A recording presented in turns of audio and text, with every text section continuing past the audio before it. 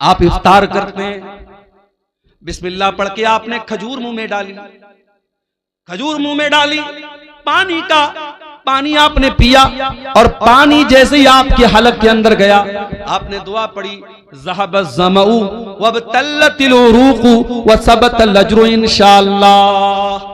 ऐ अल्लाह, तेरे हुक्म से मैंने रोजा पूरा कर लिया। ऐ अल्लाह, मेरी प्यास खत्म हो गई। ऐ अल्लाह, मेरी रगें तर हो गई। और ऐ अल्लाह, अगर तूने चाहा तो मुझे सवाब भी मेरे रोजे का मिल जाएगा। ये बड़ी प्यारी दुआ है। इफ्तार के टाइम यही दुआ पढ़ा करो मेरे प्यारे साथियों। और वो दुआ भी आप पढ़ सकते हैं, अल्लाहुम्मा लका सुमतु व अला रिज़्क़िका अफ़्तरतु। ऐ अल्लाह, मैंने तेरे लिए रोजा रखा और तेरे ही दिए हुए रिस्क पर मैंने इफ्तार किया। और ये भी मसला याद रखो, इफ्तार में जल्दी करने का हुक्म है। अगर घड़ी में 6 बज चुका है और आपकी जंतरी में 6 बजे इफ्तार का टाइम है, तो जानबूझ करके 6 बज करके 2 मिनट पर भी इफ्तार करना ठीक नहीं है। अल्लाह के नबी फरमाते हैं, ला यज़ालुन्नासु बिखैरिन मा अज्जलुल फित्रा।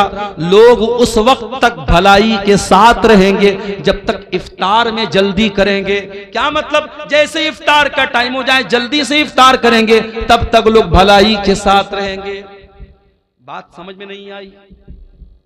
मौलाना साहब, एक आदमी 6 बजे इफ्तार कर रहा है, एक आदमी 6:05 पर इफ्तार कर रहा है, वो 5 मिनट ज्यादा रोजा रख रहा है, उसको तो और ज्यादा सवाब मिलना चाहिए। और आप अल्लाह के नबी की हदीस पढ़ रहे हैं कि जो लोग इफ्तार में जल्दी करेंगे वो भलाई के साथ रहेंगे। पता ये चला कि शरीयत हमारी लॉजिक से नहीं चलती है, शरीयत हमारे दिमाग से नहीं चलती है, शरीयत अल्लाह ताला के और उसके रसूल के हुक्म से चलती है। अगर अल्लाह का हुक्म यही है और रसूल का हुक्म यही है कि इफ्तार में जल्दी किया जाए, तो इफ्तार में देर करना ठीक नहीं है। ये मोजा मैंने पहना है, कपड़े का मोजा हो चाहे चमड़े का मोजा हो, आपको मालूम है उस अगर हमने वजू करके पहना है तो मसा कर सकते हैं मोजे के ऊपर। कभी आपने गौर किया, मोजे का जो नीचे का हिस्सा होता है वो ही ज्यादा गंदा होता है, लेकिन जब हम वजू करते हैं तो मोजे के ऊपर के हिस्से पर मसा करते हैं, हम नीचे के हिस्से पर मसा नहीं करते हैं। पता ये चला कि दीन अकल और राय का नाम नहीं है, दीन तो अल्लाह और उसके रसूल के हुक्म का नाम है। इसीलिए इफ्तार में जल्दी करने का हुक्म दिया गया है।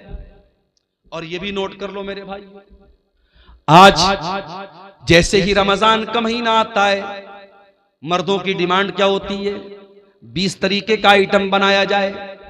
हो सकता है कि आपके शेरशाबादी समाज में शायद उतनी वैरायटी ना होती हो, लेकिन आप अगर बनारस चले जाएं, आप लखनऊ चले जाएं, आप हैदराबाद चले जाएं, आप मुंबई चले जाएं, तो इफ्तार के दस्तरखान पे आपको 20 तरीके के आइटम मिलेंगे।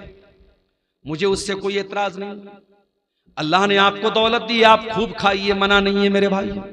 लेकिन मुझे इस बात से शिकायत है कि आज अपने घर की औरतों के ऊपर हमने इतना ज्यादा बोझ डाल दिया है। इतने सारे आइटम उनको बनाने होते हैं रमजान के अंदर के बेचारी असर के बाद से लेकर के वो अफ्तार के आइटम बनाने में उनका टाइम लग जाता है, और मगरिब के बाद बेचारी बर्तन धोने में उनका टाइम लग जाता है। उनको इबादतों का टाइम नहीं मिलता, उनको कुरान पढ़ने का टाइम नहीं मिलता, उनको दुआ करने का टाइम नहीं मिलता। मेरे प्यारे साथियों, अपने मुंह के स्वाद के लिए और अपने पेट के लिए अपने घर की औरतों पर अत्याचार न करो, अपने घर की औरतों पर जुल्म न करो। अरे सिंपल जो खाना आम दिनों में खाते हो वही सिंपल तरीके से रमजान में भी खाओ। ठीक है, 2-4 आइटम बढ़ गए, कोई हर्ज की बात नहीं है, लेकिन बीवी के ऊपर इतना ज्यादा अत्याचार करना कि बेचारी दिन भर खाना ही बनाती रहे और इफ्तार के बाद पूरी कई घंटे वो बर्तन ही धोती रहे, ये औरतों पर जुल्म है। इससे भी हमें और आपको बचना। साल के 11 महीने अगर हम कोई गलत काम करते तो हम ये कह सकते हैं कि शैतान ने बहका दिया, शैतान ने फिसला दिया। मगर जब रमजान का महीना आता, अल्लाह के नबी फरमाते हैं, इज़ा जा रमजान, जब रमजान का महीना आता है, फुतिहत अबवाबुस समा, तो आसमान के तमाम दरवाजे खोल दिए जाते हैं। क्या मतलब? इसका मतलब यह हुआ कि जब हम अल्लाह की बारगाह में दुआ के लिए हाथ उठाते हैं तो आसमान के सारे दरवाजे खोल दिए जाते हैं। हमारी दुआओं की कबूलियत में अब कोई रुकावट नहीं है। अगर सच्चे दिल से हम कोई दुआ करेंगे, अल्लाह ताला हमारी दुआ को जरूर कबूल करेगा। फुतिहत अब्वाबुस समा, आसमान के सारे दरवाजे खोल दिए जाते हैं। व गुल्लिकत अब्वाबुल जहीम, और जहन्नम के तमाम दरवाजे बंद कर दिए जाते हैं। व सुफ्फिदतिश शयातीन, और 1 महीने के लिए शैतान को जेल में डाल दिया जाता है, शैतान को कैद कर दिया जाता है। 1 महीने के लिए शैतान को नो एंट्री जोन में डाल दिया जाता है। शैतान को बहकाने की इजाजत नहीं है, शैतान को फुसलाने की इजाजत नहीं है। 1 महीना तक आप शैतान से सेफ हो चुके हैं।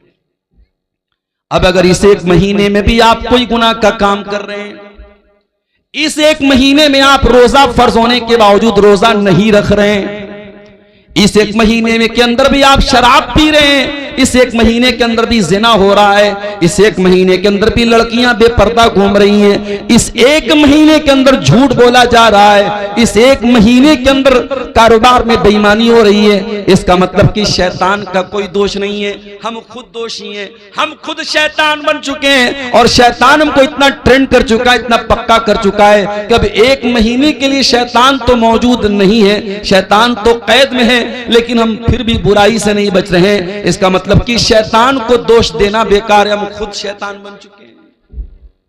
ये 1 महीना समझिए कि हमारे लिए अल्लाह ताला की तरफ से हुज्जत कायम कर देता है कि ऐ मेरे बंदे, अब तू बता तेरे पास बहाना क्या है, तेरे पास एक्सक्यूज क्या है। शैतान तो कैद हो चुका है मेरे साथी।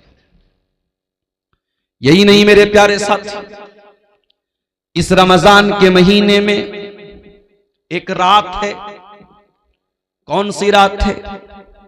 आइए कुरान का 30वां पारा खोलते हैं। इन्ना अंज़लनाहु फी लैलतिल क़द्र, ऐ मेरे बंदो हमने कुरान को लैलतुल क़द्र में उतारा है। वमा अदराका मा लैलतुल क़द्री, और तुम क्या जानो कि लैलतुल क़द्र क्या है। लैलतुल क़द्री खैरुम मिन अल्फि शहर, और ये लैलतुल क़द्र 1000 महीने से बेहतर है। 1000 महीने के बराबर नहीं का, 1000 महीने से बेहतर है।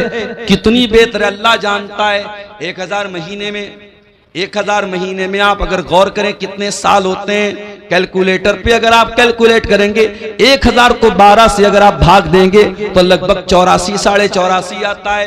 यानी अगर आपने लैलतुल क़द्र को पा लिया, आपने शबे क़द्र को पा लिया, और उसमें आपने तहज्जुद पढ़ लिया, उसमें आपने तिलावत कर ली, उसमें आपने अल्लाह का जिक्र कर लिया, उसमें आपने अल्लाह की राह में दान दे दिया, उसमें आपने अल्लाह ताला की बारगाह में आंसू बहा दिए, उस एक रात में आपने जो भी इबादत की है वो इबादत 84 साल से भी ज्यादा बेहतर है। 84 साल नेकी करने का जो सवाब है वो एक रात में, और रात कब शुरू होती है? मगरिब के बाद से लेकर के फजर तक रहती है, यानी मैक्सिमम 12 घंटे की वो रात है। 12 घंटे के अंदर आपको अल्लाह ताला ने ऐसी रात दे दी है कि आप उसमें अगर कोई नेकी करेंगे तो आपको 84 साल से भी ज्यादा का सवाब मिलेगा। वो मुबारक रात इसी रमजान में आती है मेरे प्यारे साथियों। और वो कब आती है? वो उस रमजान के आखिरी अशरे में आती है। इसीलिए अल्लाह के प्यारे नबी फरमाते हैं, तहर्रू लैलतल क़द्र फिल अशरिल अवाखिर मिन रमजान। ओ लोगो, तुम रमजान के आखिरी अशरे में लैलतुल क़द्र को तलाश किया। और इसीलिए जब रमजान का आखिरी अशरा आता था, जब आखिरी 10 दिन आते थे, अम्मा आयशा फरमाती हैं अल्लाह के प्यारे नबी पूरी रात जागा करते थे, पूरी रात जागा करते थे और अपनी बीवियों को भी जगाया करते थे और कमर कस लेते थे। कमर कस लेने का मतलब ये कि एक्टिव हो जाते थे। आखिरी अशरे में अल्लाह के नबी इबादत के मामले में कोई नरमी नहीं बरतते थे। हमारे यहाँ उल्टा मामला है। हमारे आखिरी अशरे में लोग मार्केट में ज्यादा नजर आते हैं, बाजार ज्यादा जाते हैं, कोई दर्जी के यहाँ दौड़ रहा है, कोई चप्पल वाले के यहाँ दौड़ रहा है, औरतें अपना कपड़ा लेने के लिए दौड़ रही हैं। आखिरी अशरा हमारे यहाँ ईद की शॉपिंग के लिए माना जाता है। मेरे प्यारे साथियों, आखिरी अशरा जिसमें एक रात कोई लैलतुल क़द्र की रात है, उस रात में अल्लाह के नबी रात भर जागा करते थे। मेरे भाइयों, वो रमजान का महीना इंशाअल्लाह कल से शुरू होने वाला है। वो रमजान एक बहुत बड़े मेहमान की शक्ल में हमारे पास आने वाला है। जरा दिल पे हाथ रख के बताओ कि उस मेहमान के लिए आपके दिल में क्या एक्साइटमेंट है। अगर आपको ये लगता है रमजान आएगा, अच्छे अच्छे पकवान हमारे घर में बनेंगे, हम सहरी में ये बनाएंगे, हम इफ्तार में ये बनाएंगे, आपके जहन में अगर रमजान के नाम पे सिर्फ खाना पीना ही आ रहा है तो आपने रमजान का मकसद नहीं समझा, आपने रमजान का मतलब नहीं समझा। जब रमजान का महीना आता था, अल्लाह के नबी खुश हो जाया करते थे और अपने सहाबा को खुशखबरी दिया करते थे। आप फरमाते थे अताकुम रमजान, ऐ मेरे सहाबा रमजान का महीना आ चुका है, शहरुन मुबारकुन, बरकत का महीना आ चुका है। ऐ मेरे सहाबा वो महीना आ चुका है जिस महीने में आसमान के दरवाजे खोल दिए जाते हैं, जिस महीने में जहन्नम के दरवाजे बंद कर दिए जाते हैं, जिस महीने में शयातीन को कैद कर दिया जाता है। उसी रमजान में जैसे ही चांद नजर आएगा, हुक्म दिया गया चांद को देखा करो, चांद को अपने बच्चों के साथ, परिवार के साथ देखने की कोशिश करो। मौसम साफ है, चांद इंशाअल्लाह नजर आएगा।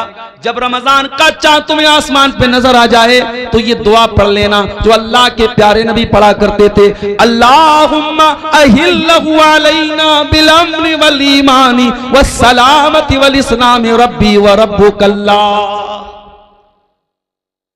क्या दुआ है, चांद देख करके क्या दुआ पढ़ रहे हैं हम। अय अल्लाह तो इस चांद को अमन के साथ हम पर तुलू फरमा दे, ईमान के साथ तुलू फरमा दे, सलामती के साथ तो इस चांद को तुलू फरमा दे, इस्लाम के साथ इस चांद को तू तुलू फरमा दे। रब्बी व रब्बुकल्लाह, और ऐ चांद मेरा और तेरा रब अल्लाह है। कभी आपने गौर किया, हमारे गैर मुस्लिम भाई भी तो चांद देख के करवा चौथ मनाते हैं, हमारे गैर मुस्लिम भाइयों की यहाँ भी चांद की बड़ी अहमियत है, मगर वो चंद्रमा को देवता मानते हैं, वो चंद्रमा की पूजा करते हैं, वो चंद्रमा की इबादत करते हैं। मगर मेरे प्यारे साथियों, इस्लाम एक ईश्वरवाद वाला मजहब है, इस्लाम तौहीद वाला मजहब है। हम चांद को देख करके भी ऐलान करते हैं रब्बी व रब्बुकल्लाह, ऐ चांद हम तेरी उपासना नहीं करते, ऐ चांद हम तुझे रब नहीं मानते, ऐ चांद हम तुझे अपना पूज्य नहीं मानते, हम तुझे अल्लाह ताला का एक क्रिएशन मानते हैं, अल्लाह ताला की एक मखलूक मानते हैं। और हम चांद देख करके भी ऐलान करते हैं रब्बी व रब्बुकल्लाह, ऐ चांद मेरा भी रब अल्लाह और तेरा भी रब अल्लाह। इस्लाम तौहीद वाला दीन है मेरे प्यारे, इस्लाम में शिर्क बर्दाश्त के काबिल नहीं है मेरे साथी। इस्लाम तो वो मजहब है कि तमाम नमाजों में हम रुकू करते हैं, सजदा करते हैं, मगर जनाजे की नमाज में हम रुकू और सजदा नहीं करते। क्यों नहीं करते? सामने मुर्दा रखा हुआ है, सामने जनाजा रखा हुआ है, अगर जनाजे की नमाज में रुकू डाला जाता और सजदा डाला जाता तो यह मैसेज जाता कि इस्लाम तो मुर्दे के आगे सजदा करवा रहा है, इस्लाम तो मुर्दे के आगे झुक रहा है। इसलिए जनाजे की नमाज में कोई रुकू और सजदा नहीं है। जनाजा रखा हुआ है, हम जनाजे की नमाज पढ़ते, उसमें कोई रुकू सजदा नहीं है। और इसीलिए अल्लाह के रसूल ने किसी कब्र के ऊपर नमाज पढ़ने से मना किया है। न तो कब्र के ऊपर मस्जिद बनाई जा सकती है, न मस्जिद में कब्र बनाई जा सकती है। कब्र के ऊपर भी नमाज नहीं और मस्जिद के अंदर भी कब्र को आपने रखने से मना किया है। आज अफसोस की बात, उसी इस्लाम को मानने वाले आज तौहीद को नहीं समझते हैं। कोई किसी के आगे सर झुका रहा है, कोई किसी के आगे सर झुका रहा है। और आपकी शेरशाबादी बिरादरी में जो पूरी अहले हदीस बिरादरी है, आज आपकी बिरादरी में भी बहुत सारी ऐसी चीजें होने लगी हैं जो तौहीद के खिलाफ है। माफ कीजिएगा, बहुत सारे घरों में जहालत की वजह से, तालीम की कमी की वजह से आज बच्चे पैदा होने के बाद ही उनके गले में धागा डाल दिया जाता है। आपके शेरशाबादियों में भी ये चीज देखी जा रही है कि बच्चों के गले में धागा और तावीज डाला जा रहा है। बच्चा बीमार हो जाए तो शिरकिया झाड़ फूक करने वाले झूठे मक्कार लोगों को बुला के उनसे झाड़ फूक करवाया भी जा रहा है। अगर कौवा बोलने लगे तो कौवे के बोलने पर यह कहा जाता है कि कौवा बोल रहा है, इसका मतलब कोई मनहूस खबर आने वाली है। इस तरीके की उल्टी सीधी रिवायतें और उल्टी सीधी चीजें आज हमारे अहले हदीसों के अंदर भी मेरे प्यारे साथियों पाई जाने लगी हैं। याद रखिए, हम तौहीद वाले हैं, हम मर जाएं कट जाएं, तौहीद से समझौता करने वाले नहीं हैं। यही हमारी पहचान है। अल्लाह के नबी ने फरमाया ला तुशरिक बिल्लाहि व इन कुतिलता व हुर्रिकता, अगर तुम्हें कत्ल कर दिया जाए या जला दिया जाए तब भी तुम अल्लाह के साथ शिरक मत करना। तौहीद की हिफाजत करो मेरे प्यारे साथी। हम चांद देख करके भी तौहीद का दर्स देते हैं। रब्बी व रब्बुकल्लाह, ए चांद मेरा भी रब अल्लाह है, तेरा भी रब अल्लाह है। एक और मैसेज मिला चांद की दुआ से। दुनिया कहती है मुसलमान तो आतंकवादी होता है, कहने वाले कहते हैं सारे मुसलमान तो आतंकवादी नहीं होते, लेकिन सारे आतंकवादी मुसलमान होते हैं। कहने वाले इस्लाम को आतंकवाद के साथ जोड़ते।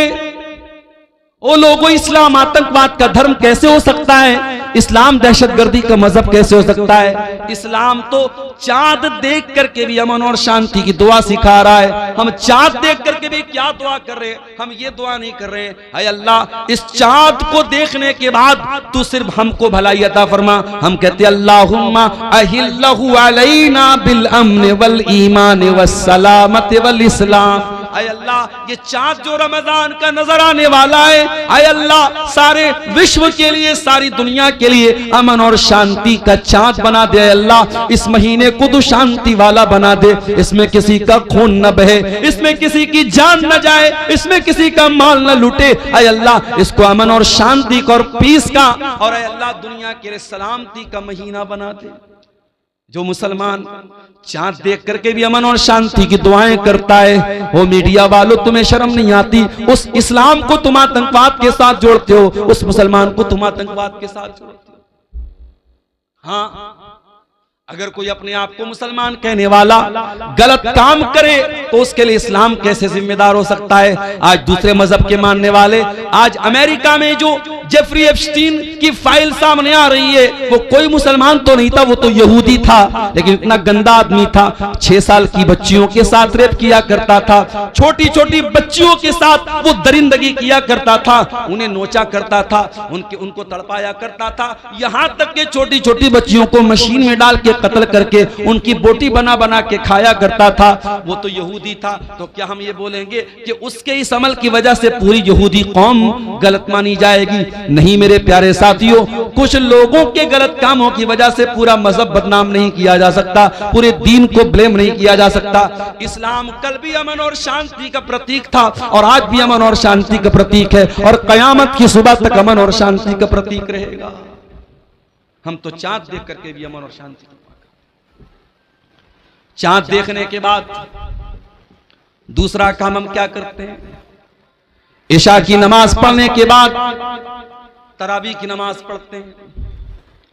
जैसे ही रमजान शुरू होता है ये बहस भी छिड़ जाती है, तरावी 8 रकात पढ़ी जाए कि 20 रकात पढ़ी जाए।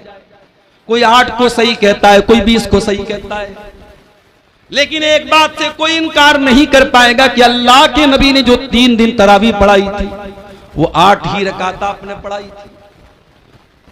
ऐसी आवाज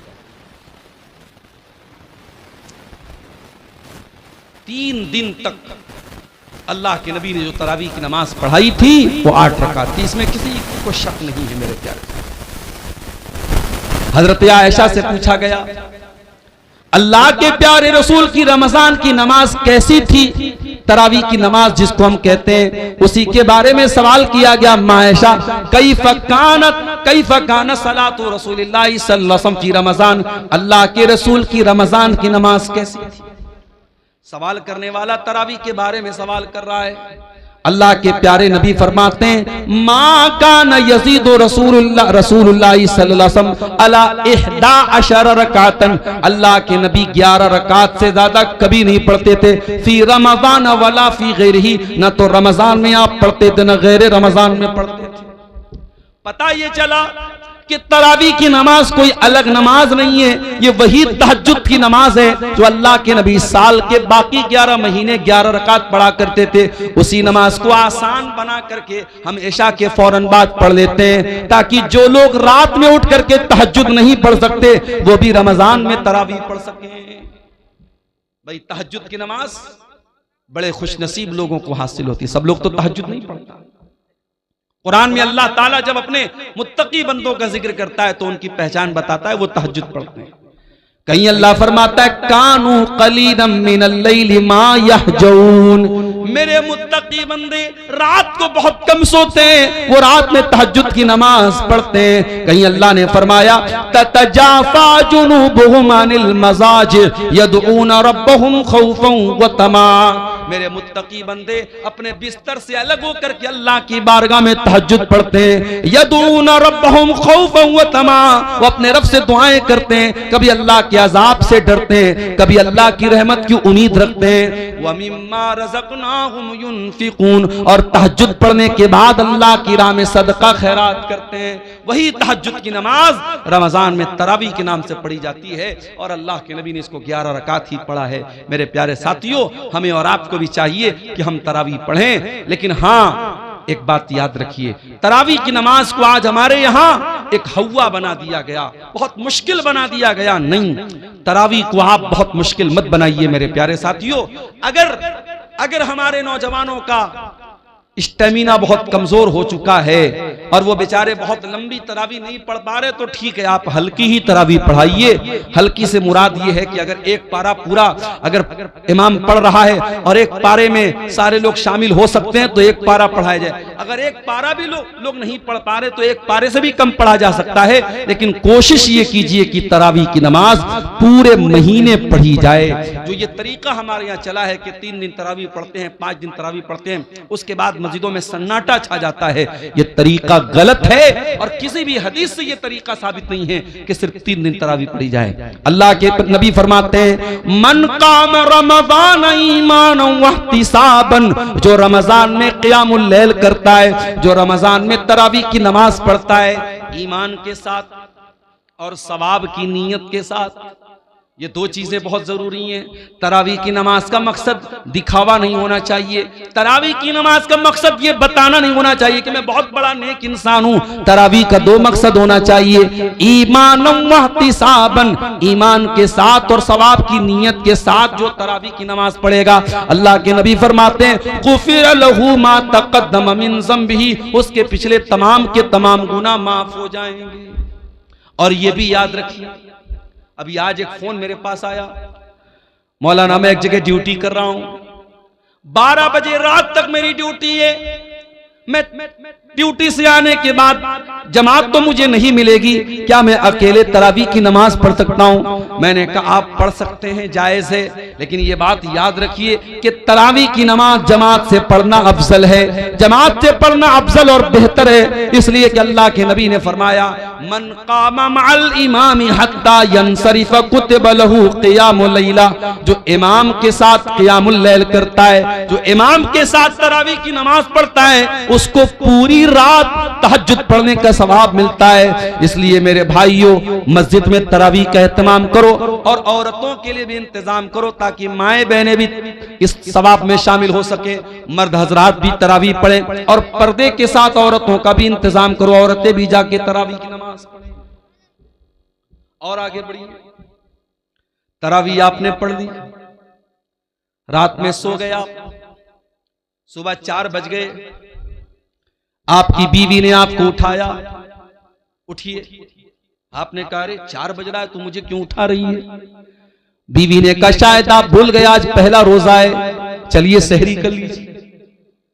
आप उठे, ब्रश किया आपने, मुंह धोया आपने, दस्तरखान पे बैठ के बीवी ने जो सहरी में बनाया था वो सहरी आप खाने लगे। 4 बजे सुबह आपने तो कभी नाश्ता नहीं किया था, आप तो सुबह 8-9 बजे नाश्ता करते थे, ये 4 बजे कौन सा नाश्ता हो रहा है? इसको सहरी बोलते हैं और ये सहरी बड़ी बरकत वाला खाना है। अल्लाह के नबी फरमाते हैं तसहरू फइन्न फिस्सहूरी बरका, सहरी खाया करो, सहरी में बरकत है। सहरी के बगैर भी आप रोजा रखेंगे हो जाएगा, मगर सहरी खा के रोजा रखेंगे तो बदन में ताकत रहेगी। इसीलिए बहुत सारी जगहों पे सहरी में ताकत की चीजें खाते हैं। हमारे बनारस में वो मेवा वगैरह डाल करके उसमें मखाना भी होता है और बादाम भी होता है, काजू भी होता है, वो सब डाल के एक आइटम बनाते हैं, उसको हरीरा बोलते हैं। कहीं हरीरा बोलते हैं, कहीं तुर्री बोलते हैं, पता नहीं आपके सीमांचल में भी कुछ ऐसा बनता होगा।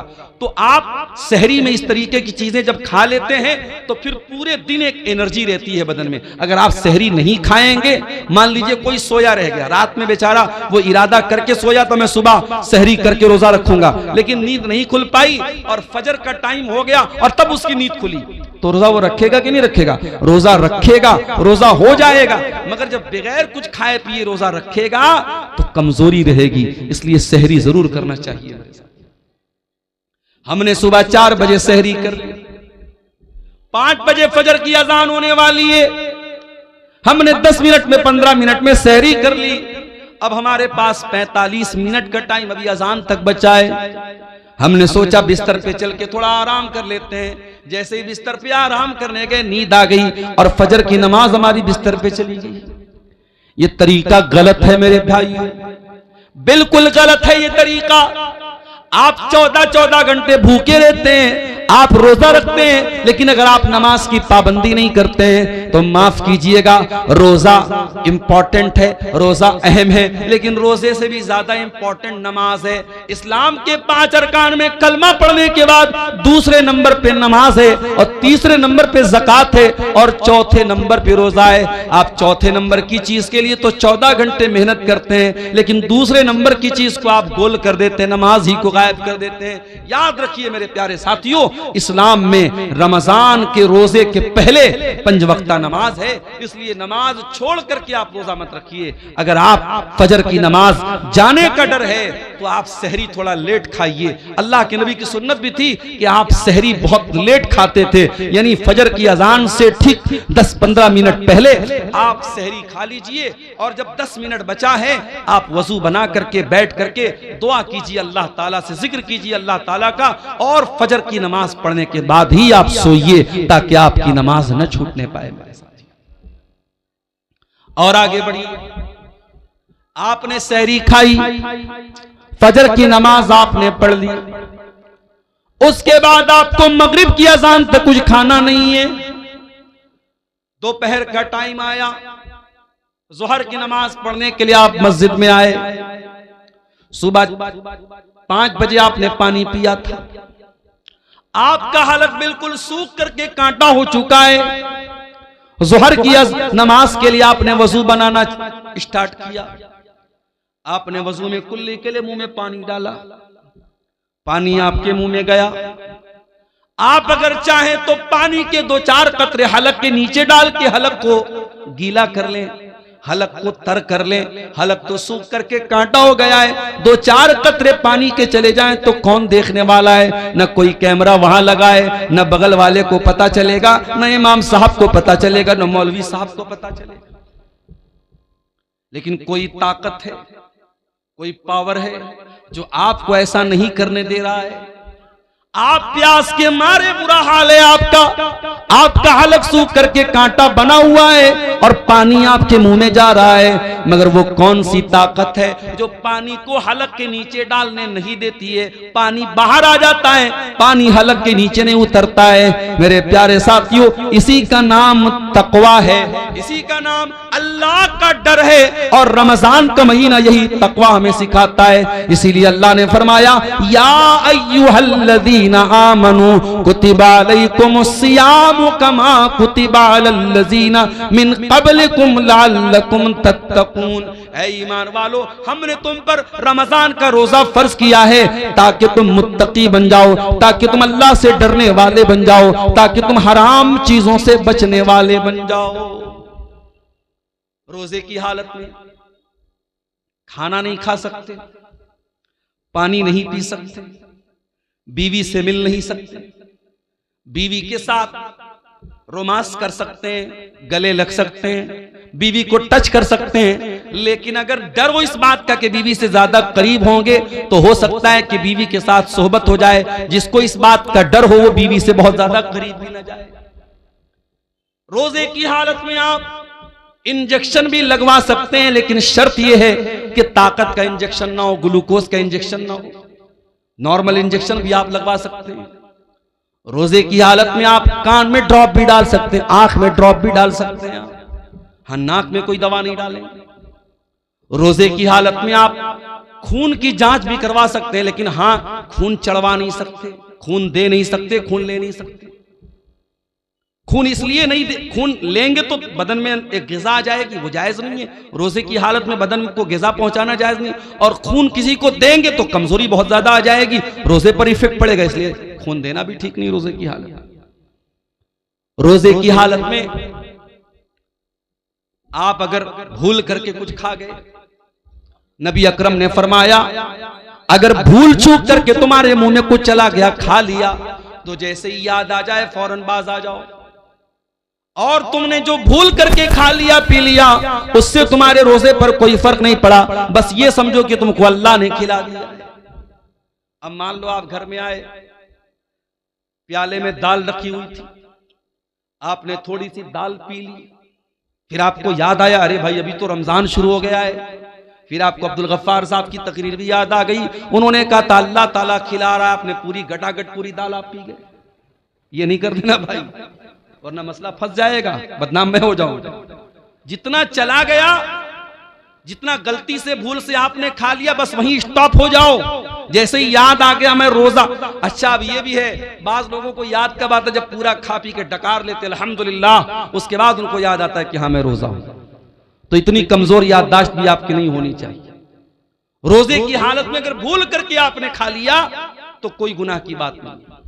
इसी तरीके से आप सुबह सहरी कर रहे थे, आप चाय पी रहे थे, आप दूध पी रहे थे, उतने में अजान शुरू हो गई, तो बर्तन में जितना दूध है, जितनी चाय है, उसको आप कंप्लीट कर लीजिए, उस पर अल्लाह ताला की आपकी कोई पकड़ नहीं होगी। अजान अगर होने लगे तो बर्तन में जो चीज आप पी रहे हैं उसको आप कंप्लीट कर सकते हैं, उसमें कोई गुनाह की बात नहीं। और ये भी नोट कर लीजिए, रोजे की हालत में अगर रात में इंसान अपनी बीवी से मुलाकात करता है, जाहिर है कि रात में तो जायज है, या रात में इंसान सो गया और वो नापाक हो गया, उसको एहतलाम हो गया, नाइट फॉल हो गया, अब सुबह वो उठा तो वो नापाक है, यानी उसके ऊपर गुस्ल वाजिब है। अब वो क्या करे, वो रोजा रखेगा कि नहीं रखेगा? रोजा रखेगा। और अगर उसी हालत में फजर की अजान भी हो गई तो भी कोई गुनाह की बात नहीं है, उसका रोजा बिल्कुल सही है। लेकिन हाँ, अगर इंसान रात में नापाक हुआ है, सुबह उसी हालत में सहरी कर सकता है, लेकिन फजर की अजान अगर हो गई है तो जितना जल्दी मुमकिन हो वो गुस्ल करे और जमात से जाकर के नमाज पढ़े। कुछ लोग क्या करते हैं, नापाक हो गए तो आराम से सोए रहते हैं, सुबह 8 बजे 9 बजे उठ करके गुस्ल करते हैं और फिर नमाज पढ़ते हैं। ये गलत है, ये नाजायज है, ये हराम है। आप नमाज को बिना मजबूरी के उसके टाइम से डिले नहीं कर सकते। अगर आप नापाक हैं, जितना जल्दी मुमकिन हो आप नापाकी को दूर कीजिए और नमाज पढ़िए। और ये भी याद रखिए, अगर फजर के 1 मिनट पहले भी औरत अगर हैज में थी और पाक हो गई, 1 मिनट पहले भी, मान लीजिए कि अगर 5:15 पे फजर की अजान हो रही है और 5:14 पर औरत को यह लगा कि मैं पाक हो गई हूं, मेरा हैज आना बंद हो गया, पीरियड आना बंद हो गया मेरा, तो उस दिन का रोजा वो रखेगी, उस दिन का वो रोजा रखेगी और फौरन वो गुस्ल करके फजर की नमाज भी पढ़ेगी। हाँ, अगर इसका उल्टा हो जाए, अगर फजर की अजान के 1 मिनट के बाद भी अगर औरत को जो है वो हैज आ जाए तो वो उस दिन का रोजा नहीं रखेगी, वो नापाक मानी जाएगी, वो जितने दिन पीरियड में रहेगी वो रोजा नहीं रखेगी।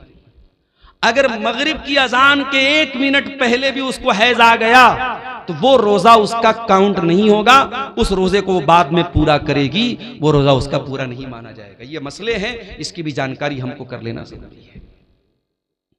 शाम का टाइम आया, आपने, बीवी आपकी कमरे में आती है, वही बीवी जो आपके लिए सर से पैर तक हलाल है, आपने रोजे की हालत में अपने आप को कंट्रोल किया है, बीवी के करीब नहीं जा रहे, आपको बहुत तेज भूख लगी है, आपके घर में खाने पीने के बहुत सारे आइटम रखे हुए हैं, लेकिन आप उन चीजों को नहीं खा रहे, आपको प्यास लगी, आप कोई चीज पी नहीं रहे।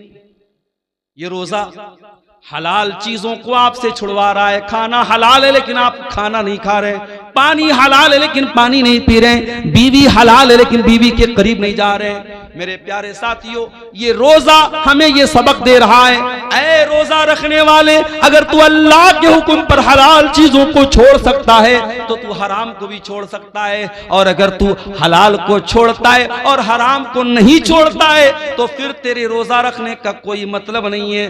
कुछ लोग क्या करते हैं, दिन भर तो रोजा रखते हैं और मगरिब की जैसे ही अजान होती है, इफ्तार करने के बाद पहले सिगरेट का धुआं निकालते हैं, पहले बीड़ी का धुआं निकालते हैं। अरे अल्लाह के बंदे, अगर तुझे सिगरेट इतनी प्यारी है और बीड़ी इतनी प्यारी है कि तू मगरिब की अजान का वेट कर रहा था, तो इससे तो बेहतर था तू रोजा ही ना रखता, तू रोजा ही ना रखता। तू अल्लाह के लिए हलाल चीजों को छोड़ने को तैयार है तो तू हराम को नहीं छोड़ सकता। मेरे प्यारे साथियों, रमजान हमें चेंज करने के लिए आया है, रमजान हमारे अंदर परिवर्तन लाने के लिए आया है। रमजान ने हमारे सोने का, खाने का, पीने का टाइम चेंज कर दिया है।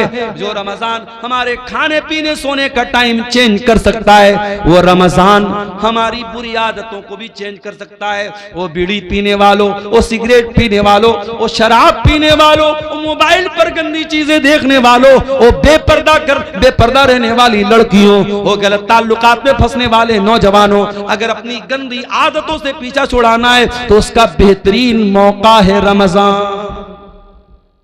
रमजान तौबा का महीना है मेरे साथी। तौबा का मतलब क्या होता है?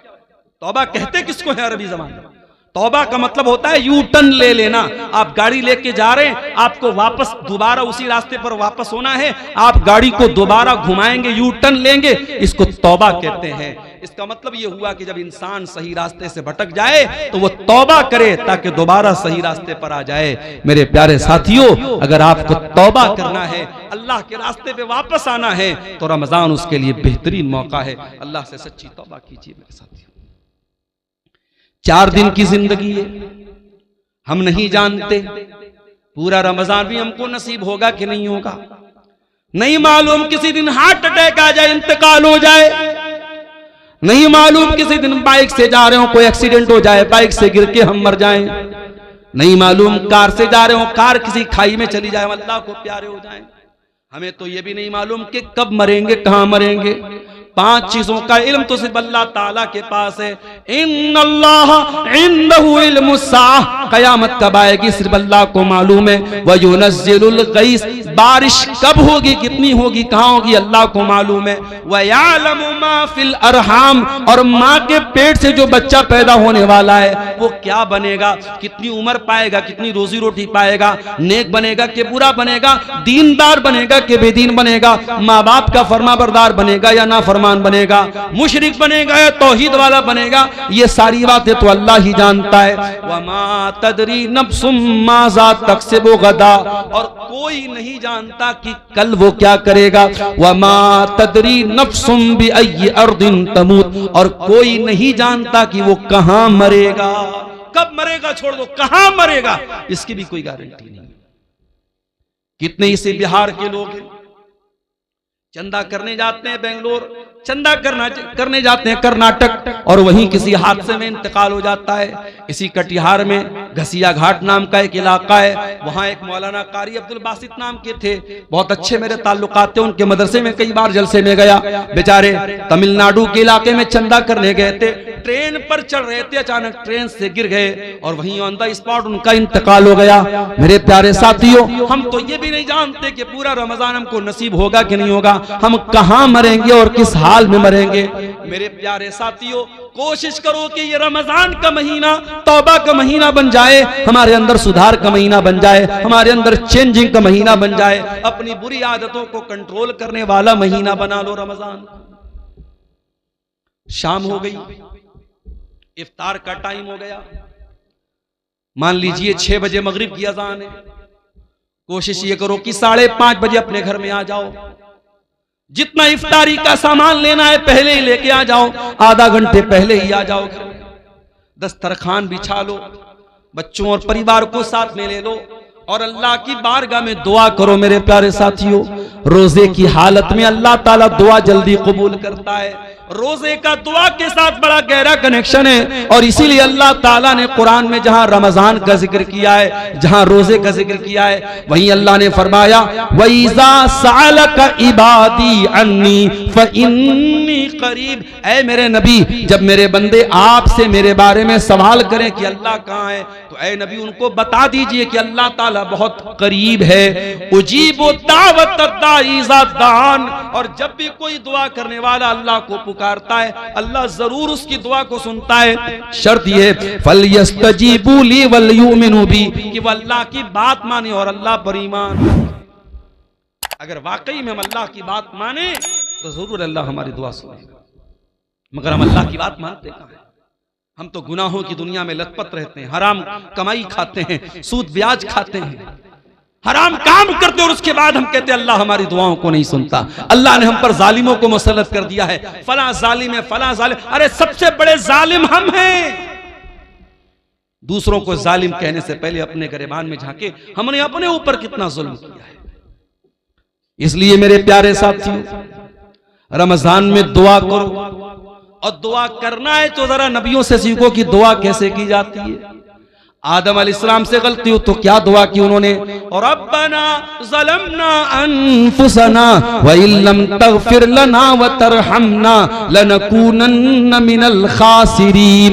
ऐ परवरदिगार, हमने अपनी जानों पर जुल्म किया है और अगर तूने नहीं बख्शा और तूने रहम न किया, ऐ अल्लाह हमसे ज्यादा खसारा उठाने वाला कोई न होगा। यूनुस अलैहिस्सलाम को देखो, मछली के पेट में, जहां दुनिया का कोई नेटवर्क काम नहीं करता, वहां क्या दुआ कर रहे हैं? फनादा फिज़्ज़ुलुमाति अल्ला इलाहा इल्ला अंता सुब्हानका इन्नी कुन्तु मिनज़ ज़ालिमीन। यूनुस अलैहिस्सलाम ने तीन अंधेरों में, समंदर का अंधेरा था, पानी का, समंदर का अंधेरा था, रात का अंधेरा था और मछली के पेट का अंधेरा था। तीन अंधेरों में उन्होंने अल्लाह को पुकारा। और क्या पुकारा? ला इलाहा इल्ला अंता सुब्हानका इन्नी कुन्तु मिनज़ ज़ालिमीन। ऐ अल्लाह तू पाक है, ऐ अल्लाह तेरे सिवा मेरा कोई सहारा नहीं है, ऐ अल्लाह तू पाक है। इन्नी कुन्तु मिनज़ ज़ालिमीन, ऐ अल्लाह मैं जालिम हूं, मेरी गलती है। दुआ मांगने का तरीका सीखो मेरे प्यारे साथियों नबियों से। इसीलिए अल्लाह के नबी फरमाते हैं मछली वाले नबी की दुआ बहुत बेहतरीन दुआ है, और मुसलमान जब भी किसी मुसीबत में ये दुआ करेगा अल्लाह ताला जरूर उसकी दुआ को सुनेगा। इब्राहिम अलैहिस्सलाम को देखो, 85 साल की उम्र हो चुकी है, औलाद नहीं है। यहां तो 14-15 साल हो जाए और औलाद ना हो तो दुनिया वाले ताना मारने लगते हैं कि इसको तो औलाद नहीं हो रही है, और इंसान भी मायूस हो जाता है। यहाँ 85 साल की उम्र हो चुकी है, इब्राहिम अपने रब से मायूस नहीं है। क्या दुआ करते हैं? रब्बी हबली मिन लदुनका ज़ुर्रियतन तय्यबा इन्नका समीउद दुआ। ऐ अल्लाह तू मुझे पाक औलाद दे दे, ऐ अल्लाह तू दुआओं को सुनने वाला है। रब्बी हबली मिनस सालिहीन, ऐ अल्लाह मुझे नेक बेटा अता फरमा। अय्यूब अलैहिस्सलाम को देखो, बीमार है, पूरे बदन में जख्म है, पूरे बदन से खून बह रहा है, पूरे बदन में परेशानी है, और अय्यूब अलैहिस्सलाम दुआ कर रहे हैं। वह अय्यूबा इज़ नादा रब्बहू अन्नी मस्सनियद्दुर्रु व अंता अरहमुर राहिमीन। कहते ऐ अल्लाह मुझे ये बीमारी पहुंची है, ऐ अल्लाह मुझे ये तकलीफ पहुंची है, और ऐ अल्लाह सबसे बड़ा रहम करने वाला तू है। अगर तूने रहम न किया तो तेरा बंदा कहां जाएगा? मेरे प्यारे साथियों, रमजान को दुआ का महीना बना लो, खूब दुआएं करो। इफ्तार के टाइम दुआ करो, सहरी के टाइम दुआ करो, तरावी के बाद बैठ के दुआ करो, रात के सन्नाटे में दुआ करो, दिन के उजाले में दुआ करो। रमजान का दुआ के साथ बड़ा गहरा कनेक्शन है, बहुत गहरा ताल्लुक है। और हो सके एक किताब बता रहा हूं, मोबाइल पर भी वो किताब मिल जाएगी आपको, प्ले स्टोर में भी मिल जाएगी। किताब का नाम नोट कर लो, हिस्नुल मुस्लिम। अरब के एक आलिम की किताब है, बहुत अच्छी किताब है दुआओं की। छोटी छोटी दुआएं जो नबी की दुआएं हैं, नबी की सिखाई गई दुआओं को पढ़ा करो। नबी के अल्फाज में बड़ी बरकत है, नबी के अल्फाज बड़े जामे होते थे। अगर वो नहीं पढ़ सकते, अगर पढ़े लिखे नहीं हो तो अपनी भाषा में, अपनी जबान में, तुम शेरशाबादी लैंग्वेज में, तुम बंगला जुबान में भी अल्लाह से दुआएं कर सकते हो। अल्लाह ताला हर जबान को समझता है, वो दिल की भाषाओं को जानता है, वो दिल की जबान को जानता है। हम जबान से कहें या न कहें, हमारा दिल जब तड़पता है, हमारा दिल जब रोता है, हमारे दिल की सदाओं को भी अल्लाह ताला सुन लेता है। और आगे बढ़िए मेरे भाई, इफ्तार का टाइम हो गया। आप इफ्तार करते हैं, बिस्मिल्लाह पढ़ के आपने खजूर मुंह में डाली, खजूर मुंह में डाली, पानी आपने पिया, और पानी जैसे ही आपके हलक के अंदर गया, आपने दुआ पढ़ी, ज़हबज़ ज़मऊ वबतल्लतिल उरूक़ु वसबतल अज्रु इंशाअल्लाह। ऐ अल्लाह, तेरे हुक्म से मैंने रोजा पूरा कर लिया। ऐ अल्लाह, मेरी प्यास खत्म हो गई। ऐ अल्लाह, मेरी रगें तर हो गई। और अल्लाह, अगर तूने चाहा तो मुझे सवाब भी मेरे रोजे का मिल जाएगा।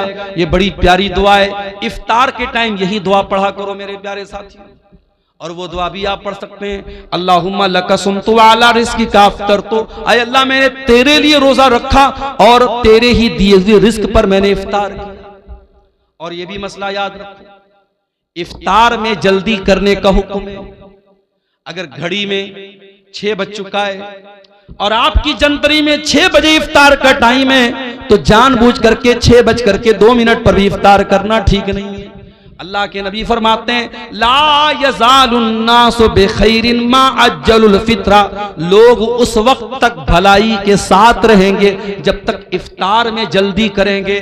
क्या मतलब? जैसे इफ्तार का टाइम हो जाए, जल्दी से इफ्तार करेंगे, तब तक लोग भलाई के साथ रहेंगे।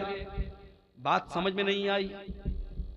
मौलाना साहब, एक आदमी 6 बजे इफ्तार कर रहा है, एक आदमी 6 बजकर के 5 मिनट पर इफ्तार कर रहा है, वो 5 मिनट ज्यादा रोजा रख रहा है, उसको तो और ज्यादा सवाब मिलना चाहिए। और आप अल्लाह के नबी की हदीस पढ़ रहे हैं कि जो लोग इफ्तार में जल्दी करेंगे वो भलाई के साथ रहेंगे। पता ये चला कि शरीयत हमारी लॉजिक से नहीं चलती है, शरीयत हमारे दिमाग से नहीं चलती है, शरीयत अल्लाह ताला के और उसके रसूल के हुक्म से चलती है। अगर अल्लाह का हुक्म यही है और रसूल का हुक्म यही है कि इफ्तार में जल्दी किया जाए, तो इफ्तार में देर करना ठीक नहीं है। ये मोजा मैंने पहना है, कपड़े का मोजा हो चाहे चमड़े का मोजा हो, आपको मालूम है अगर हमने वजू करके पहना है तो मसा कर सकते हैं मोजे के ऊपर।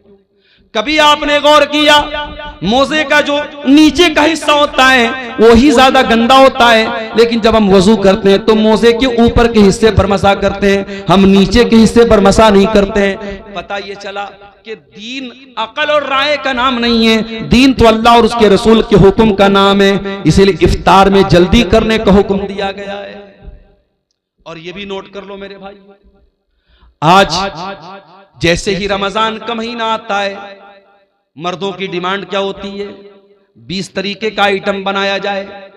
हो सकता है कि आपके शेरशाबादी समाज में शायद उतनी वैरायटी ना होती हो, लेकिन आप अगर बनारस चले जाएं, आप लखनऊ चले जाएं, आप हैदराबाद चले जाएं, आप मुंबई चले जाएं, तो इफ्तार के दस्तरखान पे आपको 20 तरीके के आइटम मिलेंगे। मुझे उससे कोई एतराज नहीं। अल्लाह ने आपको दौलत दी, आप खूब खाइए, मना नहीं है मेरे भाई।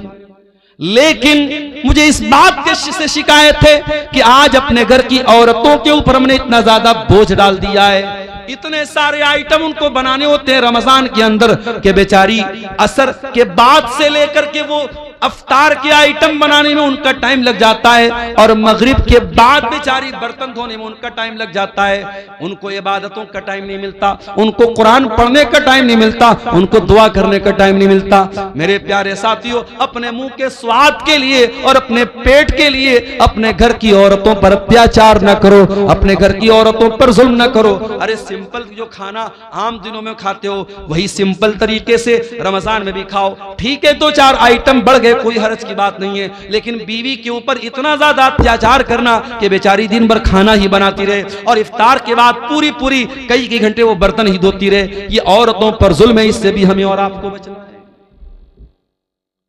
उसके बाद रमजान की एक बहुत अहम इबादत जिसके लिए कुरान में बाकायदा जिक्र किया गया, कुरान की तिलावत।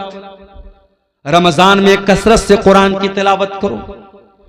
इसलिए कि रमजान के महीने में ही कुरान उतारा गया।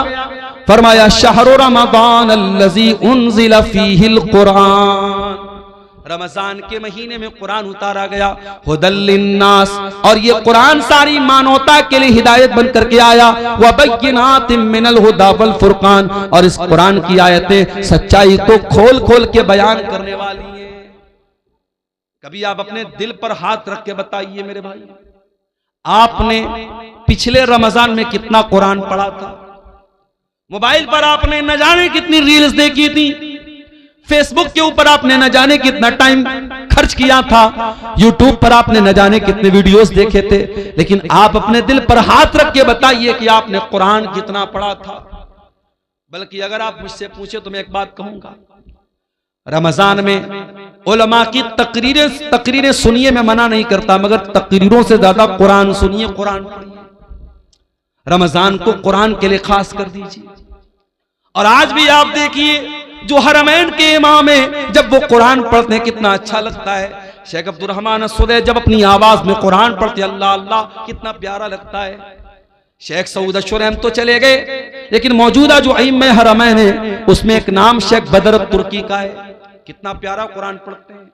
आप मोबाइल पर हेडफोन लगा के अगर शेख बदर तुर्की की जबान से कुरान सुनेंगे और आंखें बंद कर लेंगे, आपको ऐसा लगेगा आप हरम में खड़े, आप मक्का में खड़े, आप मस्जिद हराम में खड़े। वो लोगों तुम कुरान पढ़ो तो सही एक बार। अला बिज़िक्रिल्लाहि तत्मइन्नुल कुलूब, ये कुरान तुम्हारे दिल को जरूर शांति देगा, तुम्हारे दिल को जरूर सुकून देगा। ये कुरान पढ़ के तो देखो, ये कुरान सुन के तो देखो।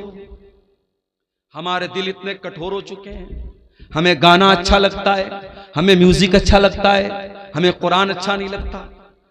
हमें कुरान न पढ़ने का मन करता है, न सुनने का मन करता है। तरावी की नमाज में इमाम साहब जरा सी लंबी तिलावत कर दें तो हम नाराज हो जाते हैं, इमाम साहब आपने लंबी तिलावत क्यों कर दी? हमें कुरान 10 मिनट ज्यादा सुनना भी गवारा नहीं है। वही नौजवान जो आधा घंटे तरावी की नमाज में खड़ा नहीं हो पाता है और बैठ करके आराम आराम से तरावी पढ़ता है, वही नौजवान 1-1 घंटा खड़े होकर के 50 ओवर का क्रिकेट मैच देख लेता है। अभी इस बार वर्ल्ड कप का 2020 वर्ल्ड कप चल रहा है। अपने नौजवानों से एक बात कहना चाहूंगा, ये वर्ल्ड कप का जो मैच है ये तो होता रहेगा, लेकिन रमजान पता नहीं दोबारा हमको मिलेगा कि नहीं मिलेगा। मेरे प्यारे साथियों, इस वर्ल्ड कप के चक्कर में अपने रमजान को बर्बाद न होने देना। इस वर्ल्ड कप के मैचों के चक्कर में आप जब मैच देखेंगे तो मैच में एडवर्टीजमेंट भी आएगा, प्रचार भी आएगा, उसमें नंगी लड़कियां भी आएंगी, उसमें नंगा प्रचार भी आएगा। उसमें जब मैच देखेंगे तो दर्शकों को भी दिखाया जाएगा, उसमें खूबसूरत लड़कियां भी नजर आएंगी और आप रोजे की हालत में ये सारी चीजें देखेंगे। इसलिए खबरदार कहीं रमजान के रोजे को आपका ये वर्ल्ड कप का मैच बर्बाद न कर दे। इसलिए वर्ल्ड कप के मैच से भी होशियार रहना मेरे साथी। कुरान को टाइम दो। इमाम मालिक रहमतुल्लाह अलैह बहुत बड़े इमाम थे, हदीस का दर्स दिया करते थे। पूरी दुनिया से उनके पास लोग हदीस पढ़ने आया करते थे, लेकिन जब रमजान का महीना आता था इमाम मालिक ऐलान कर देते थे, वो लोगों मैं रमजान में हदीस नहीं पढ़ाऊंगा, मैं साल भर हदीस पढ़ाता हूँ। ये कुरान का महीना आ गया, ये रमजान का महीना आ गया, 1 महीने के लिए मुझे कुरान के साथ छोड़ दो, मैं कुरान को पढ़ूंगा, कुरान पर गौर करूंगा। वो लोगों कुरान को पढ़ो रमजान में, कुरान को सुनो रमजान में और कुरान पर गौर करो। ये दिल पर जो गुनाहों की लेयर चढ़ी है, ये दिल पर जो गुनाहों की परत चढ़ी है, जब कुरान पर गौर करोगे तो ये परत टूट जाएगी, ये परत गिर जाएगी। कुरान कहता है अफला यतदब्बरूनल कुरान अम अला कुलूबिन अक़फ़ालुहा, मेरे बंदो तुम कुरान पर गौर क्यों नहीं करते? क्या तुम्हारे दिलों पर ताले लगे हैं? जिस तरीके से मोबाइल का लॉक अगर खोलना हो तो जब तक पासवर्ड न डाला जाए तब तक मोबाइल का लॉक नहीं खुलता, जब तक पैटर्न लॉक न डाला जाए तब तक मोबाइल का लॉक नहीं खुलता। इसी तरीके से दिल पर जो लॉक पड़े हैं, दिल पर जो ताले पड़े हैं, दिल का ताला खोलना है तो कुरान पर गौर करो, कुरान पर तदब्बुर करो मेरे प्यारे साथी, कुरान पर गौर करो मेरे साथी।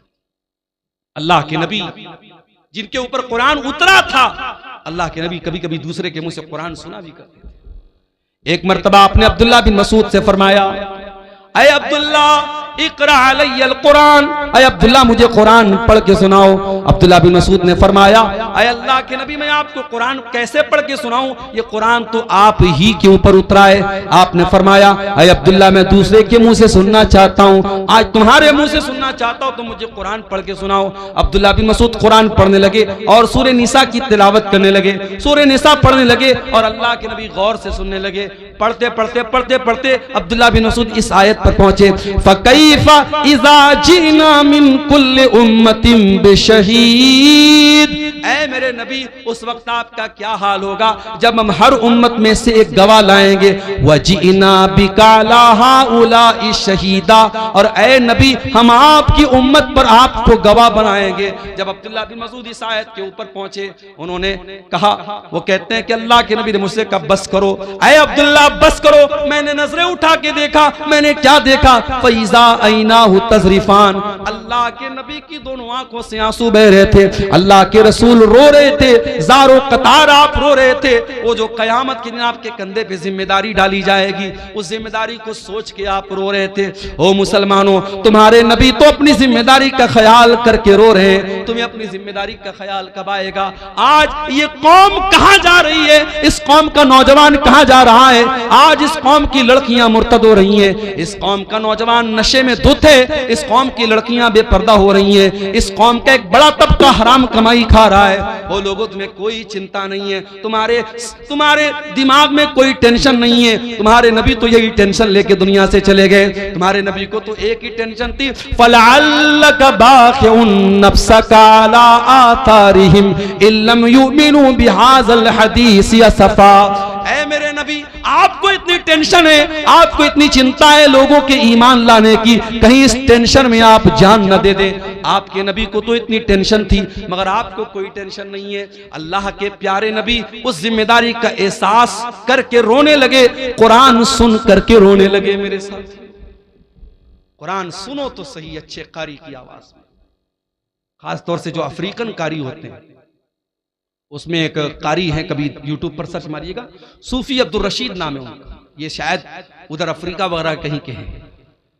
आवाज बिल्कुल नॉर्मल है लेकिन जब कुरान पढ़ते हैं दिल में जाके लगता है। मेरे साथी बड़ा प्यारा कुरान पढ़ते, सूफी अब्दुल रशीद नाम है। अच्छे कारी की आवाज में आप कुरान सुनिए, आप ये गाने बजाने भूल जाएंगे। दिल पर जो असर पड़ेगा मेरे साथियों, अब मैं बयान नहीं कर सकता उसको। रमजान को कुरान का महीना बनाइए मेरे साथियों, और आगे बढ़िए। एक और काम अल्लाह के नबी करते थे रमजान में। अब्दुल्ला बिन अब्बास कहते हैं अल्लाह के नबी रमजान में बहुत ज्यादा सखावत किया करते थे, अल्लाह की राह में दान दिया करते थे।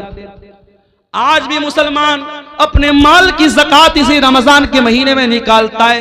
मेरे प्यारे साथियों, आप अपने माल की जो ज़कात होती है आप साल में कभी भी निकाल सकते हैं, बल्कि ज़कात का सही मसला तो यह है, मिसाल के तौर पर अगर मेरे पास आज 1 लाख रुपया है, आज 1 लाख रुपया मेरे पास आया और आज ही के दिन अगले साल तक वो पैसा मेरे पास रहा, तो आज ही के दिन मेरे ऊपर ज़कात फर्ज होगी। लेकिन लोग अपनी आसानी के लिए रमजान में ज़कात निकालते, कोई हरज की बात नहीं, निकाल सकते हैं आप। लेकिन हाँ, ज़कात देने का तरीका भी आज हमारा बड़ा निराला है मेरे साथी। पिछले रमजान में मैं साउथ इंडिया में था, एक मौलवी साहब आए, कहा कि मौलाना कड़ी धूप में हम लोग लाइन लगते हैं और जब हमारा नंबर आता है तो सेठ जी कहते हैं कि पिछले साल का रिकॉर्ड कहां है। पिछले साल का रिकॉर्ड हमने दिखाया तो कहते इस पर मदरसे की मुहर नहीं लगी है, जाओ। 2-2 घंटा धूप में लगने के बाद वो बेचारा मौलवी जो किसी प्राइवेट मदरसे में पढ़ा रहा था और उसका चंदा करने वो बेंगलोर और गुजरात गया था, 3-3 घंटा लाइन में लगने के बाद उसको वापस कर दिया जाता है और बेचारा वो नाकाम लौट जाता है। ये हालात देख करके मेरे साथियों खून के आंसू रोने का दिल चाहता है। ये ज़कात कोई टैक्स नहीं है जिसे वसूलने के लिए लोगों के दरवाजों पर जाया जाए। होना तो ये चाहिए था, ज़कात देने वाले खुद ऐसा सिस्टम बनाते कि जहां ज़कात के हकदार हैं ज़कात वहां तक पहुंचती। यहां तो बेचारे मौलवी धक्के खा खा के ज़कात वसूल रहे हैं। मेरे प्यारे साथियों, अपने माल की ज़कात निकालो और सही तरीके से अपने माल की ज़कात निकालो। अगर आपके पास 85 ग्राम सोना है, अगर आपके पास 595 ग्राम चांदी है, अगर आपके बैंक बैलेंस में आपके पास कैश रकम में इतना पैसा है जो 595 ग्राम चांदी के बराबर है, तो आपके पास अगर वो माल 1 साल तक रहता है तो उसकी ज़कात आपको देना है। और ऐ मेरी प्यारी माओ बहनों, ये भी याद रखिए, आपने सोने का जो जेवर पहना हुआ है और आपने अलमारी में जो रखा हुआ है वो सब पर आपको ज़कात देना है। कोई ये ना सोचे कि जो मैं पहनती हूं उस पर ज़कात नहीं देना है, सब पर आपको ज़कात देना है। और अगर आपने अपने सोने चांदी की ज़कात नहीं निकाली तो अंजाम क्या होगा? अल्लाह फरमाता है वल्लज़ीन यक्निज़ून अज़्ज़हब वल फ़िज़्ज़ा वला युनफ़िक़ूनहा फ़ी सबीलिल्लाहि फ़बश्शिरहुम बिअज़ाबिन अलीम। जो लोग सोना चांदी इकट्ठा करते हैं और उसकी ज़कात नहीं निकालते हैं, उनको दर्दनाक अज़ाब दिया जाएगा।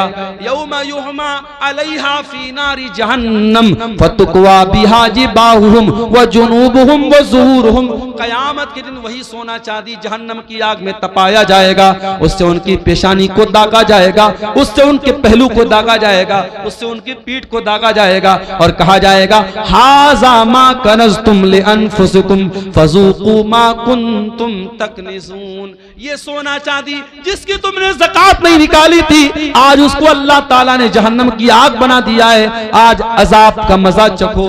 मेरे प्यारे साथियों, इसलिए अपने माल की सही ज़कात निकालिए। और ये बात याद रखिए, ज़कात कोई टैक्स नहीं है, ज़कात आपके माल के मैल कुचैल को पाक करती है। ज़कात हमारे माल की बरकत को खत्म नहीं होने देती है, आपके माल की सुरक्षा करती है, आपके माल की हिफाजत करती है। इसीलिए अल्लाह कुरान में अपने नबी से कहता है खुज़ मिन अम्वालिहिम सदक़तन तुतहिरुहुम व तुज़क्कीहिम। ऐ नबी, आप लोगों के माल में से ज़कात लीजिए, ये ज़कात उनके माल को पाक करेगी। बिजनेसमैन लोगों से एक बात कहना चाहता हूं, बिजनेसमैन के पास जितना भी माल तिजारत है उस पर उसको ज़कात देना है। मिसाल के तौर पे अगर हमारे दुकान में 10 लाख का माल है तो 10 लाख के माल पे हमको ज़कात देना है। हाँ, मार्केट से जो पैसा हमको लेना है उसको हम माइनस करेंगे और मार्केट में जो पैसा हमको देना है वो माइनस करेंगे, जो लेना है उसको प्लस करेंगे और पूरे माल तिजारत को ऐड करके उसकी ज़कात हमें निकालना है। इसी तरीके से अगर आपने कोई जमीन खरीदी है और आपने जमीन इस मकसद के लिए खरीदी है कि जमीन का दाम बढ़ जाएगा तो हम बेच देंगे, अगर आपने जमीन को बेचने के मकसद से लिया है तो उस जमीन की भी आपको ज़कात देना पड़ेगा। हाँ, अगर आपने जमीन लिया है मकान बनाने के लिए, बच्चों के रहने के लिए, तो उस पर आपको ज़कात नहीं देना है। अपनी जरूरत की चीजों पर भी आपको ज़कात नहीं देना है। 1.5 लाख का मोबाइल आता है, एप्पल का आईफोन आता है, सैमसंग का अल्ट्रा आता है, 1.25 लाख का 1.5 लाख का मोबाइल आता है। 1.5 लाख के मोबाइल पर आपको कोई ज़कात नहीं देना है। 10 लाख की आपके पास 40 लाख की कार है, कार पे आपको कोई ज़कात नहीं देना है। 50 लाख का आपके पास घर है जिसमें आप रहते हैं, उस घर के ऊपर आपको कोई ज़कात नहीं देना है। जो आपकी जरूरत की चीजें हैं, जाती चीजें, उस पर आपको कोई ज़कात नहीं देना है। लेकिन हाँ, जो बिजनेस एसेट है, जो माल तिजारत है, उस पर आपको ज़कात देना है। और कोशिश कीजिए कि अपने माल की पूरी ज़कात रमजान में निकाल दीजिए। और घर की औरतों को भी कुछ पैसा दे दीजिए कि कोई मांगने वाली आए, कोई जरूरतमंद आए तो घर की औरतें भी कुछ अल्लाह की राह में सदका खैरात करें। यह माहौल मेरे प्यारे साथियों रमजान में अपने घरों का हमें बनाना चाहिए। अल्लाह के नबी सल्लल्लाहु अलैहि वसल्लम की बीवियों से कुरान कहता है कि ऐ नबी की बीवियों, अक़िमनस्सलात व आतीनज़ ज़कात, तुम नमाज कायम किया करो, तुम ज़कात अदा किया करो। इसका मतलब कि औरत को भी ज़कात अपने माल की देना चाहिए। अगर औरत के पास अपना जेवर है, औरतों को जो मायके से मिलता है जेवर, वो औरत का अपना जेवर होता है। अगर शौहर ज़कात निकाल दे तो अच्छी बात है, अगर शौहर ज़कात नहीं निकालता है तो बीवी को खुद उसकी ज़कात निकालनी पड़ेगी। अगर अपना जेवर बेच के भी निकालना पड़े तो देना पड़ेगा। ज़कात दिए बगैर चारा नहीं है। और अगर हम जानबूझ के ज़कात नहीं निकालेंगे, अल्लाह के यहाँ बहुत दर्दनाक अजाब होगा। मेरे प्यारे साथियों, रमजान के इस मुबारक महीने में एक काम हमें और करना रहता है जिसको एतिकाफ बोलते हैं। एतिकाफ का मतलब होता है अपने आप को मस्जिद के अंदर कैद कर लेना, रमजान के आखिरी अशरे में 10 दिन तक इंसान एतकाफ करता है, नबी की सुन्नत है। मगर ये मसला याद रखो, औरतें भी अगर एतकाफ करेंगी तो मस्जिद में करेंगी। अगर औरतों के लिए मस्जिद में पर्दे का इंतजाम है, सुरक्षा का इंतजाम है, तो मस्जिद में एतकाफ करेंगी। और अगर मस्जिद में इंतजाम नहीं है तो औरतों को मायूस होने की जरूरत नहीं है, वो और नेकी के काम करें, उनको एतकाफ करने की जरूरत नहीं है। एतकाफ अगर होगा तो मस्जिद में होगा, इसलिए कि अल्लाह के नबी से कहीं और एतकाफ करने का सबूत नहीं मिलता है। और इत्तिकाफ कौन करेगा? आज तो हालात ये है, पूरे पूरे गांव में कोई इत्तिकाफ नहीं करता है। पूरी अहले हदीसों की बस्ती है, कुरान और सुन्नत पर चलने वालों की बस्ती है, लेकिन पूरी बस्ती में एक आदमी भी इत्तिकाफ नहीं करता है। अफसोस की बात है। मैंने मुंबई में देखा, मैंने कर्नाटक में देखा, मैंने तमिलनाडु में देखा, मस्जिद में 20-20 नौजवान, बिल्कुल हट्टे कट्टे नौजवान, वो आते हैं इत्तिकाफ में बैठते हैं। औरतों के लिए इंतजाम मैंने देखा, पर्दे का इंतजाम है, वो इत्तिकाफ करती हैं। मेरे प्यारे साथियों, जज्बा होना चाहिए आपके अंदर। और इत्तिकाफ वो आदमी, आज हमारे यहाँ कोई करता भी तो कौन करता है? जो बिल्कुल समाज में रिटायर हो चुका है, वो इत्तिकाफ करता है। अरे जो बिजनेसमैन है, जो एक्टिव है, जो अपने दुनिया की कुर्बानी दे के इत्तिकाफ करे, वो असल इत्तिकाफ करता है। मेरे साथ ये एक पर्चा आया है मेरे सामने। हमारे इलाके में एक घर है जिसमें हर दिन 2 से 4 मरतबा अपने आप आग लग रही है। लोग 20 दिनों से बहुत परेशान हैं। वजह क्या है? जरा इस मसले पर रोशनी डालें।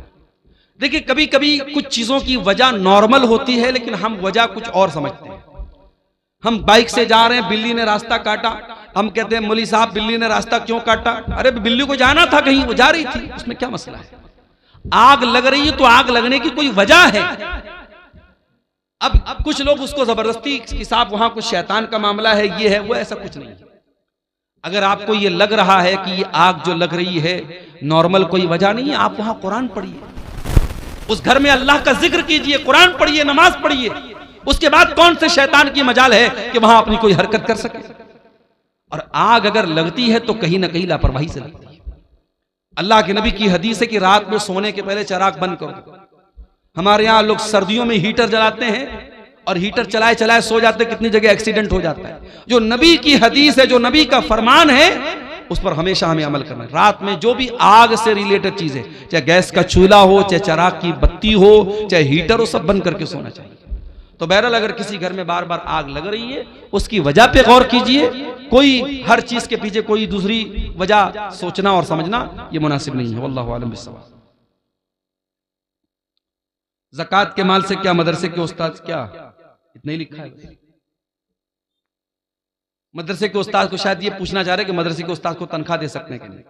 देखिए, जो भी हमारे यहाँ दीनी मदरसे हैं, उलमा का एक बड़ा तबका, उलमा की एक बड़ी जमात का ये मानना है कि हिंदुस्तान के माहौल में जो दीनी मदरसे हैं ये फी सबीलिल्लाह के अंदर आते हैं। जो कुरान में अल्लाह ताला ने ज़कात किसको देना है, 8 जगहों पे ज़कात का पैसा दे सकते हैं। उसमें एक जगह है फी सबीलिल्लाह, अल्लाह की राह में भी ज़कात का पैसा दे सकते हैं। तो उलमा की एक बड़ी जमात का कहना है कि मदरसा जहां दीनी तालीम होती है वहां पे हम ज़कात दे सकते हैं, क्योंकि वो फी सबीलिल्लाह के अंदर आता है। अगर मदरसे में गरीब बच्चे पढ़ते तब तो कोई शक की बात नहीं, ज़कात दे सकते हैं। अगर मदरसे में खुशहाल बच्चे भी पढ़ते हैं तब भी ज़कात की रकम दी जा सकती है। क्यों? क्योंकि मदरसों का असल मकसद क्या है? अल्लाह के दीन की तबलीग करना, लिहाजा वहां ज़कात की रकम दी जा सकती है। लेकिन इस तरीके के मदरसे जहां ज़कात की रकम दी जाती है, वहां अगर ऐसे बच्चे पढ़ते हैं जिनके बाप खुशहाल हैं, तो उनको ये चाहिए कि खुराकी वगैरह की वो फीस दे दें, ताकि वो ज़कात के अंदर किसी तरीके के डाउट से वो बच जाए। हदीस के मुताबिक इफ्तारी में जल्दी करने का हुक्म है, लेकिन हमारे इलाके में एक ही जगह में अहनाफ कुछ और अहले हदीस हजरात कुछ औकात में इफ्तारी करते हैं। उसकी क्या वजह हो सकती है? क्या इसमें भी अव्वल और आखिर वक्त का मसला है, यानी 2 से 4 मिनट? अहनाफ के यहाँ जबरदस्ती सिर्फ एहतियात के नाम पे 2-4 मिनट लेट किया जाता है। उसकी कोई दलील नहीं है। जो जंतरी के औकात है बहुत सोच समझ करके हिसाब किताब करके बनाए गए हैं। नबी के ज़माने में जंतरी नहीं थी, नबी के ज़माने में घड़ी नहीं थी, आसमान देख करके लोग इफ्तार करते थे। आज तो अल्हम्दुलिल्लाह घड़ी है और जंतरी में बाकायदा पूरा तहकीक करने के बाद इफ्तार का टाइम तय किया गया है। वो उसमें ताखिर करने का कोई जो है मतलब नहीं है। जो लोग एहतियात के नाम पर देर करते हैं वो ठीक नहीं है। क्या सहरी के लिए माइक में ऐलान करना सही है? सहरी के लिए, सहरी खत्म करने के लिए अजान होती है, वो काफी है, अलग से कोई माइक से ऐलान करना ठीक नहीं है। रोजे की हालत में खून चेक कराना कैसा? करा सकते हैं, खून की जांच करा सकते हैं, कोई हरज की बात नहीं। क्या मस्जिद के माइक में गजल हमद पढ़ना सही है? गजल हमद जो है ये अगर अच्छा कलाम है और मान लीजिए कि मस्जिद में कोई प्रोग्राम वगैरह हो रहा है तो उस मौके पर तो पढ़ सकते हैं। ऐसे ही नॉर्मली जो है लाउड स्पीकर से गजल और हमद पढ़ना ये ठीक नहीं है, ये दूसरों को तकलीफ पहुंचाने वाली बात होगी। क्या लिखा है? कय के होने से क्या रोजा टूट जाए? अगर बीमारी की वजह से उल्टी होगी किसी को तो खुद से जो उल्टी हो जाती है उससे रोजा नहीं टूटता है, उल्टी होने से रोजा नहीं टूटता है। हाँ, कोई जानबूझ करके अपने मुंह में हाथ डाल के उल्टी करे तो उससे रोजा टूट जाएगा, लेकिन जो खुद से बीमारी की वजह से उल्टी होती है उससे रोजा नहीं टूटेगा। क्या झूठ बोलने से रोजा टूट जाता है? झूठ बोलने से रोजा टूटता नहीं है, मगर झूठ बोलना रोजे की हालत में हराम है। अल्लाह के नबी ने फरमाया अगर कोई आदमी रोजा रख करके भी झूठ बोलता है तो फिर अल्लाह ताला को उसके रोजे की कोई जरूरत नहीं है। इफ्तार कराने से कितना सवाब मिलता है? आप जिसको इफ्तार कराएंगे उसको उसके रोजे का पूरा सवाब मिलेगा और उतना ही सवाब आपको भी मिलेगा। इसलिए कोशिश ये कीजिए कि रमजान में रोजाना एक आदमी को अपने साथ बिठा के इफ्तार कराइए ताकि आपको हर रोजे का डबल सवाब मिले।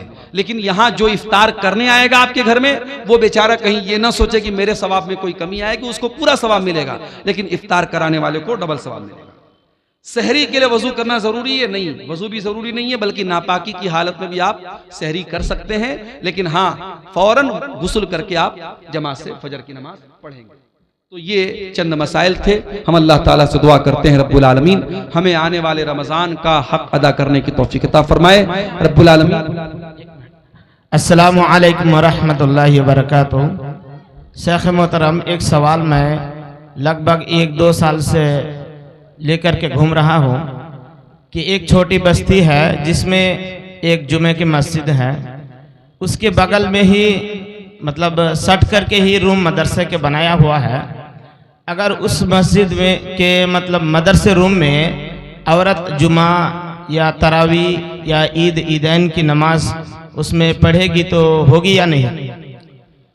इन्होंने पूछा है कि मस्जिद के सटा हुआ कोई मदरसे की ज़मीन है, उसमें औरतें अगर जुमा में आ जाती हैं या ईदैन में आ जाती हैं तो नमाज पढ़ सकती हैं या नहीं। अगर मस्जिद और वो मदरसे की जो ज़मीन है वो सटी हुई है, बीच में कोई गैप नहीं है, तब तो नमाज हो जाएगी। और अगर गैप है बीच में कोई गली है और दोनों सटा हुआ नहीं है, तब फिर ये मसला गड़बड़ है, तब उसमें नमाज पढ़ना ये ठीक नहीं है। लेकिन अगर इमारत दोनों की सटी हुई है और मस्जिद में अभी तौसी की गुंजाइश नहीं तो मस्जिद मदरसे में भी औरतें जुमा की नमाज भी पढ़ सकती हैं और ईदैन की नमाज भी पढ़ सकती हैं। वल्लाहु आलम बिस्सवाब। ठीक है, अल्लाह ताला हम सब